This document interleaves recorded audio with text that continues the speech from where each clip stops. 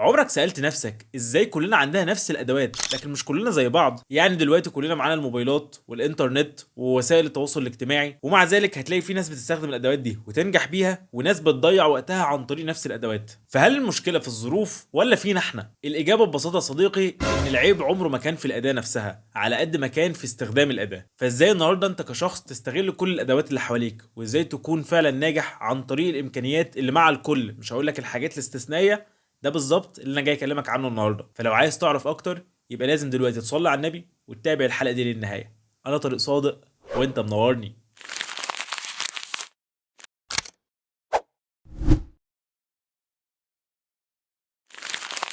السلام عليكم ورحمه الله وبركاته، اهلا بيكم فيديو جديد. معاكم طارق صادق. بفكركم ان احنا في القناه بنقدم لك محتوى مفيد بشكل بسيط وخالي من كل الكلاكيع، فما تبخلش عليا باللايك الحلو بتاعك وكمان السبسكرايب. ويلا بينا صديقي، تعال نبدا موضوعنا كده بقصه صغيره حصلت ليا. مرة كنت قاعد بذاكر وقلت افتح اليوتيوب على فيديو من الفيديوهات اللي هي الحماسية دي اللي بتكلمك عن البرودكتيفيتي والانتاجية بتاعتك وازاي تبقى شخص ناجح في الحياة وجامد عشان تحمسني كده واذاكر احسن. فخلاص يا صديقي دخلت في المود وشفت لي كام فيديو منهم وتحمست خلاص. قلت بس نظبط كوباية القهوة بتاعتنا ونرجع نذاكر. على ما خلصت كوباية القهوة ورجعت عشان اذاكر قلت امسك الموبايل بتاعي شوية على ما اظبط قعدتي واحط المكتب. فجأة لقيت فيديوهات كلاب وقطط، فجأة فيديوهات تيك توك، فجأة يوتيوب، فجأة اتسحلت مع الحاجات دي. عدت ساعة في اتنين في تلاتة واليوم خلص مني يا صديقي وما ذاكرتش وما عملتش اي حاجة. مع نهاية اليوم لقيت في فكرة كده نورت في دماغي، هو ايه الفرق ما بيني وما بين الشخص اللي كان في الفيديو اللي كان بينصحني ده؟ التشابه في البداية يا صديقي ان هو معاه وصلة انترنت وانا معايا وصلة انترنت، هو معاه موبايل يصور منه محتوى وانا معايا موبايل اقدر اصور بيه محتوى. بس الفرق بجد ان انا استخدمت الانترنت والموبايل ده في ان اضيع وقتي، اما هو استخدمه ان هو يحسن من حياته ويشتغل على نفسه وكمان يطلع ينصح الناس بالتجربة بتاعته. وقتها اتأكدت ان العيب عمره ما كان في الأداة نفسها على قد ما هو في الإنسان اللي بيستخدم الأداة دي. تفتكر ليه يا صديقي النهارده احنا كشباب مش بننجح رغم توفر كل الادوات معانا؟ تقدر تقول كده ان السبب الاول ان اغلبنا بينتظر اللحظه المثاليه. لازم اخلص امتحاناتي عشان ابدا اطور من نفسي، لازم استنى نهايه الاسبوع علشان ابدا اخد الكورس الفلاني، لازم تبدا بدايه السنه عشان نبدا بدايه جديده. منتظر دايما الساعه تيجي 12 بالظبط، ما ينفعش 12 الا دقيقتين عشان تقوم وتذاكر. دايما بندور على اللحظه المثاليه اللي عمرها ما هتيجي. تعرف يا صديقي ايه انسب لحظه بجد انك تبدا الحاجه؟ انك تبداها دلوقتي. فاول ما تيجي الفكره في دماغك وخلاص انت قادر قوم واعملها. ما تفضلش تأجل وتسوف وتقول طب استنى لما اوصل لكذا ولا اعمل كذا ولا اللحظة المثالية. قوم وجرب وبعد كده شوف انت فشلت في ايه وعدل منه وكمل واستمر. وتاني مشكلة ان احنا كشباب بنستهلك اكتر ما بننتج. الانترنت يا صديقي ممكن يكون اداة قوية جدا وناجحة جدا للناس اللي بتعمل مش بس بتتفرج. يعني انت هنا يا صديقي لو انت متابعني من فترة كبيرة قول لي كده كام مرة اتفرجت عليا بتكلمك عن فيديو ازاي تطور بنفسك، فيديو ازاي تشتغل، فيديو ازاي تعمل فلوس، وبعد كده قمت على طول عملت الحاجات دي. انا متاكد يا صديقي انك شفت مثلا خمس ست فيديوهات ليا ازاي بعمل فلوس ولا مره جربت حاجه منهم، ويمكن جربت مثلا يوم وبعد كده كسلت وما كملتش. وبالطريقه دي يا صديقي عمرك ما توصل لحاجه،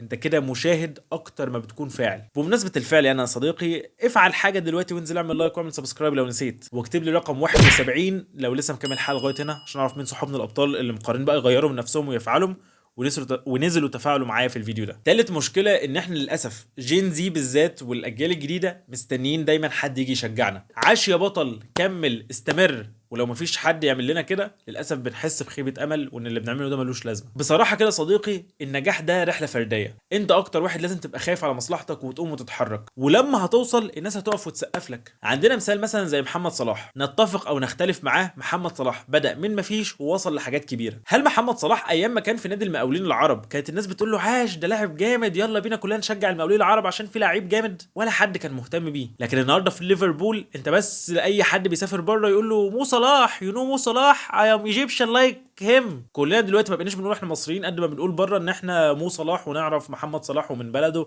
وهي از لايك ماي براذر والكلام ده، لان الراجل ده نجح. فاول ما هينجح الناس هتبص له وتسقف له وتحييه، لكن خلال الطريق الناس عادي ان هي تبقى واقفه في طريقه وعامله له حواجز وعامله له عقبات. فتعود يا صديقي ان النجاح بتاعك لازم يكون رحله فرديه. والله لو معاك حد فيه وبيشجعك الحمد لله، لو مش معاك فبرضه استمر لان دي مصلحتك قبل ما تبقى مصلحه اي حد تاني. ورابع مشكله للاسف ان النجاح عند الشباب دلوقتي بقى امنيه مش خطه. نفسي انجح، نفسي ابقى غني، نفسي اطور من نفسي. طب ماشي، نفسك تبقى غني، ايه الخطه بتاعتك انك تبقى غني؟ نفسك تبقى ناجح، ايه النجاح بالنسبه لك وهتمشي ناحيه النجاح ده ازاي؟ فين الخطط يا صديقي؟ فين الاولويات؟ فين انا هعمل كذا ثم كذا ثم كذا؟ مفيش. احنا بنحط الاهداف وبنسيبها مفتوحه. وبمناسبه وضع الاهداف يا صديقي، وبما اننا داخلين على سنه جديده، ان شاء الله قريب جدا هعلن عن السيشن اللي هعملها عن تحديد الاهداف بتاعت السنه الجديده وازاي تبدا السنه دي صح. خلينا بقى نغير من نفسنا. لو مهتم بالموضوع دي وعايز تفاصيل السيشن، انزل اكتب لي تحت في التعليقات سيشن العام الجديد وهبعت لك التفاصيل كلها. وفي السيشن دي يا صديقي هعرفك ازاي تخطط للعام الجديد، وازاي اصلا تحط خطه، وازاي بقى تبطل تبقى بتقول نفسي ونفسي ونفسي، وتبدا بشكل فعلي تحط خطط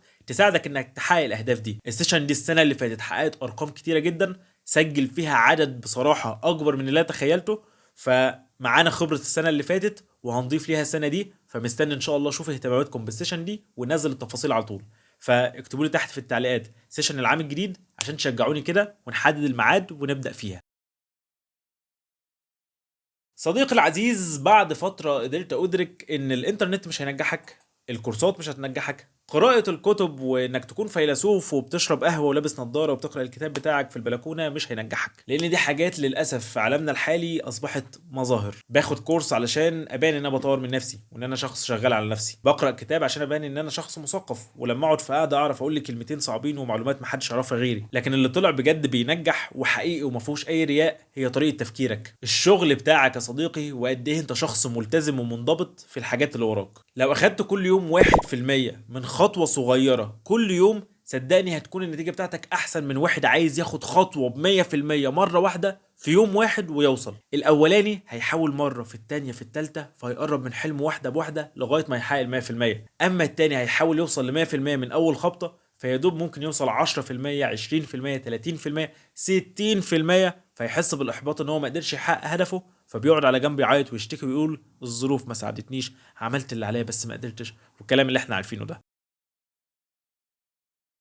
بعد بقى ما شرحت لك كل التفاصيل دي، تعال نختم الفيديو بثلاث حلول عملية. الحل رقم واحد، اختار لك حاجة واحدة بس تشتغل عليها لمدة 30 يوم، وفي ال 30 يوم دول هتديها كل وقتك، تركيزك، طاقتك. انت مش متشتت في مليون حاجة، انت مركز على حاجة واحدة وبتديها وقتك كل يوم انك لازم تحققها. حتى لو هتديها ساعة او ساعتين من يومك كله، المهم انك هيفضل شهر كامل تركيزك الاكبر واولوياتك هي الحاجة دي. ايا يكن بقى، مونتاج، برمجة، لغة، ايا يكن انت عايز تدي وقتك ده لايه، اختار حاجة تناسبك واستمر عليها لمدة 30 يوم. رقم اتنين، قرر النهاردة انك هتقلل استخدامك للانترنت لنص الوقت اللي بتقعده. يعني انا هقعد يوم كامل النهاردة اقيس انا بقعد على الانترنت قد ايه، لقيتني بقعد على الانترنت 5 ساعات، يبقى خلاص انا هقعد بعد كده ساعتين ونص. بعد فترة خليهم ساعتين بس، بعد فترة خليهم ساعة بس. للاسف لو تابعت نفسك هتلاقي ان الانترنت وملهيات كتير حواليك بتاخد اغلب وقتك، والوقت ده لو وفرته لنفسك ولنجاحك هتوصل لحتة تانية. والله عايز تفتح فيديوهات وتتفرج وتنبسط، اهلا وسهلا، بس بعد ما تخلص اللي وراك. الا طبعا في استثناء صغير، لو هتفتح عشان تتفرج على فيديوهاتي ده عادي جدا، ده هيطور منك برضو على فكرة.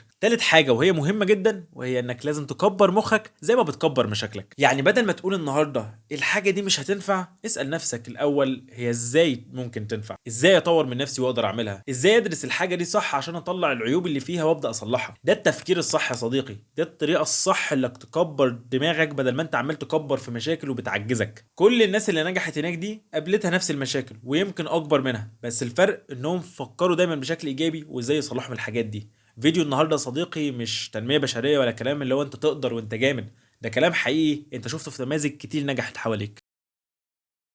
صديقي العزيز، انت مش ناقصك ادوات ومش ناقصك فرص، انت ناقصك بجد انك تبدا وتستغل الحاجات اللي معاك صح. شاركني بقى في التعليقات تحت ايه اكتر عاده او اكتر حاجه ملهاش لازمه ضيعت وقتك في السنه اللي فاتت دي اللي بتخلص يعني، وايه اول حاجه قررت انك هتبداها بعد الفيديو ده. هستنى بجد اقرا كل تعليقاتكم واشوف الحاجات اللي كانت بتضيع وقتكم والحاجات اللي قررتوا تعملوها. الاجابه بتاعت السؤال ده مهم جدا جدا، عايزك تكتبها في التعليقات عشان ترجع بعد فتره تبص على التعليق بتاعك وتشوف هل انت ظبطت من نفسك ولا لسه الوضع زي ما هو، فتفتكر تاني وتحاول تظبط من نفسك تاني. وطبعا المهم في النهايه، لو نسيت فانا بفكرك تنزل تعمل لايك وتعمل سبسكرايب وتفعل زرار الجرس، لان التفاعل بتاعك بيشجعني ان انا اكمل. ولو كملت الحلقه لغايه النهايه انزل اكتب لي تمت بحمد الله عشان اعرف مين صحابنا الابطال اللي كملوا الحلقه دي للاخر. وطبعا لو عندك سؤال، استفسار، حاجه عايزنا نعمل عنها حلقه منفصله، اكتب لي تحت في التعليقات وعينيا الاتنين ليكم. في النهايه يا صديقي، اتمنى الحلقه دي تكون لطيفه وخفيفه، تكون اتبسطتم واستفدتم.